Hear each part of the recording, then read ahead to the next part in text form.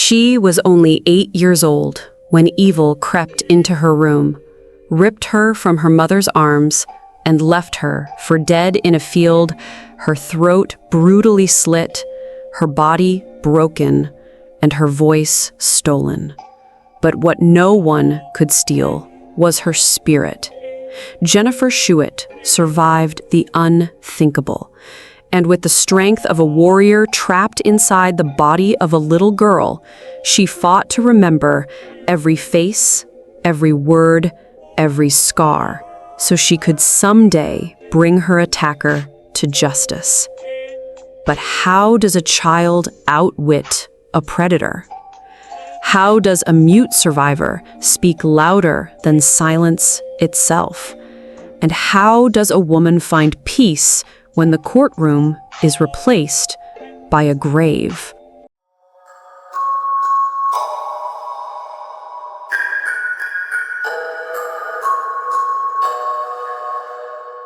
In the summer of 1990, the small town of Dickinson, Texas, was nothing out of the ordinary, quiet, uneventful, and like any other working-class suburb. But for Jennifer Schuett, 8 years old and living with her single mother Ellen in a modest apartment, that summer would mark the end of childhood, the end of innocence, and the beginning of a lifelong mission for justice. Jennifer was a curious child who found comfort sleeping in her mother's bed. Most nights, Ellen let her. They were each other's whole world. No father, no siblings, just mother and daughter against the world. But on the night of August 9th, Ellen had to wake up early the next day and insisted Jennifer sleep in her own bed. It was a small decision, a detail so simple it might have gone unnoticed, but it changed everything. At 2:30 a.m., while the town was fast asleep, a man slipped through Jennifer's bedroom window and carried her away into the night.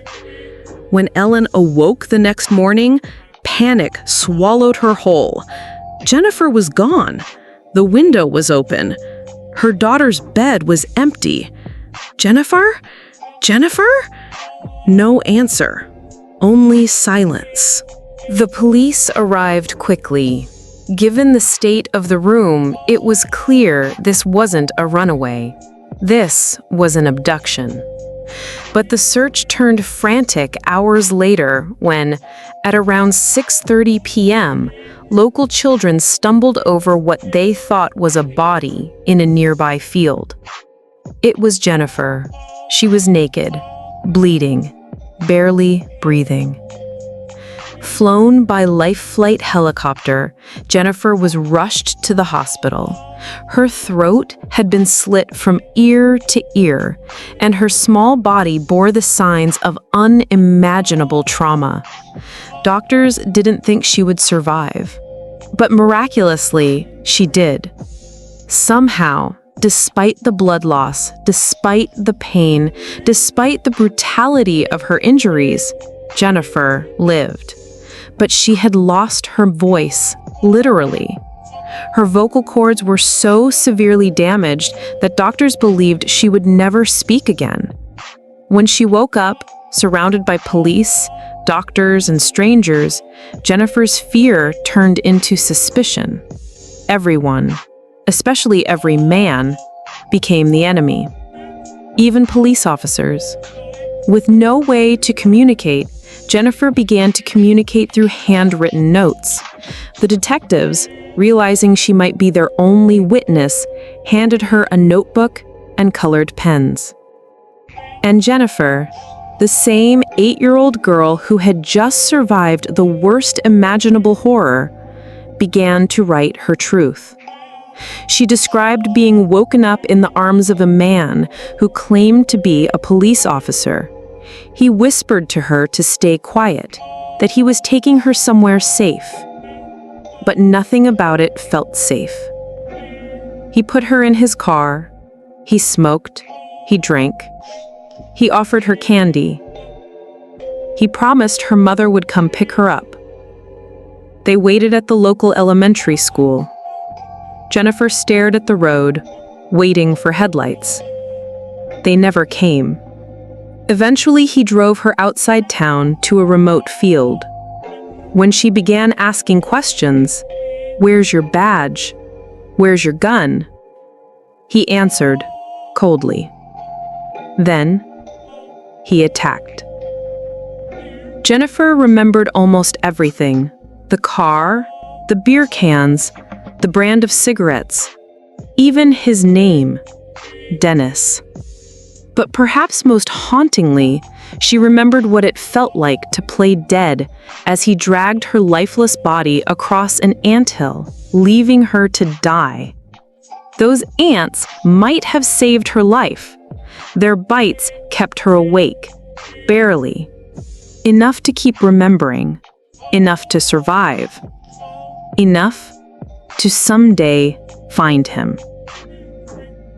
Jennifer worked with a sketch artist to recreate the man's face. She couldn't talk, but she described everything in writing. The sketch was haunting and eerily accurate, but the case went cold. Despite all the details she gave, his name, his habits, his smell, there were no leads. Years passed. Jennifer's voice began to return slowly, miraculously. She returned to school. She tried to live a normal life. But the trauma never left her, nor did her mission. She wanted justice, and she was willing to wait. For 18 years, Jennifer waited. Then, in 2008, she received a phone call from a new detective named Tim Cromie. He told her, "Jennifer, I will do everything in my power until the end of my career to get you the answers you deserve." It was the first time in her life she felt like someone truly believed in her story. Detective Cromie went back to the evidence collected from the field: clothes, items, materials, and for the first time, thanks to advances in DNA, the FBI had something they didn't have back in 1990: a match. A name. Dennis Earl Bradford. Jennifer's heart sunk. That name, the name she had written when she was only 8 years old, almost 2 decades earlier, was real. She had remembered. She had been right. Dennis Earl Bradford was a 39-year-old man living in Arkansas. After Jennifer's attack, he had served time in prison for kidnapping and attempting to sexually assault another woman. 7 years after Jennifer's attack, he had committed a strikingly similar crime. He had grabbed another woman, pulled a knife on her, and slit her throat. But this time, the woman survived, and her DNA was entered into the national database. That DNA was the match the FBI found. Detective Cromie and the FBI obtained a copy of Dennis's old driver's license from 1990. When they compared it with the sketch Jennifer had made, a sketch drawn by a mute 8-year-old child almost 2 decades earlier, it was nearly identical. It was undeniable. They had him. On September 22, 2009, Dennis Earl Bradford was arrested. When Jennifer received the phone call confirming the news, she could hardly believe it. After all the pain, the trauma, the silence, they finally found him. Jennifer made a public statement thanking Detective Cromie and the FBI for not giving up, for seeing her, for hearing her, for giving her hope again. Bradford was taken into custody and prosecutors began preparing for trial. Jennifer spent sleepless nights drafting her victim impact statement. This was her moment to face the man who had tried to take everything from her. After 19 years, she wanted to look him in the eye. And they chose August 10th, 2010 as the trial date. It would have brought everything full circle. But fate had another twist. Just before the trial began, Dennis Bradford was found dead in his jail cell. He had hanged himself. He took the coward's way out. No justice, no confession, no apology.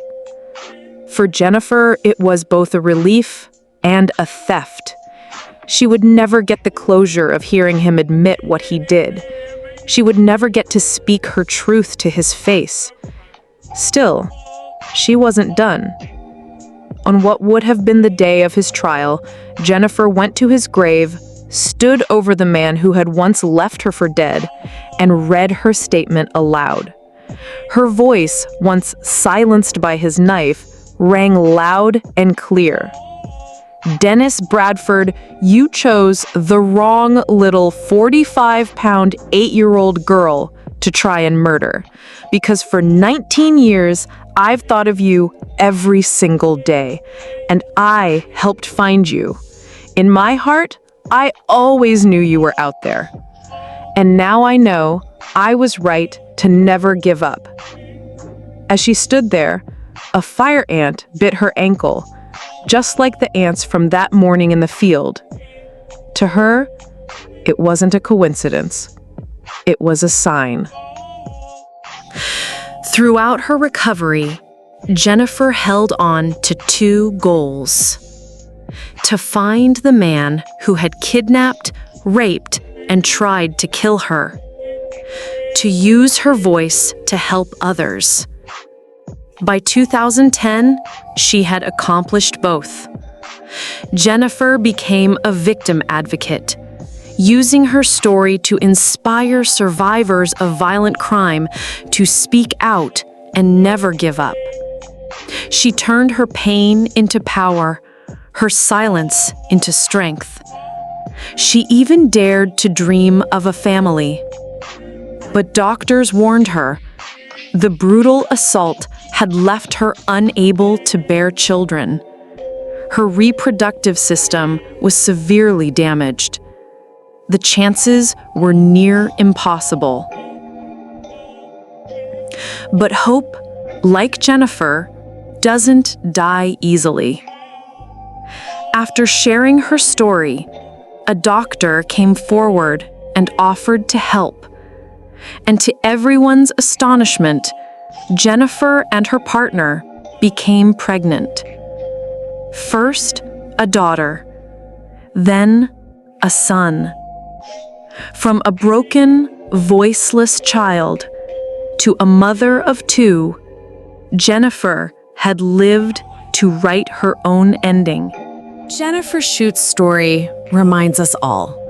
Even in our darkest moments, we can rise. Even when the world tries to silence us, our voice can still echo across decades, loud, clear, and powerful. If you were touched by Jennifer's courage and her fight for justice, please like this video, share it with someone who needs hope, comment your thoughts, and subscribe to our channel for more real stories of strength and survival. Together, let's honor the voices that refuse to be silenced.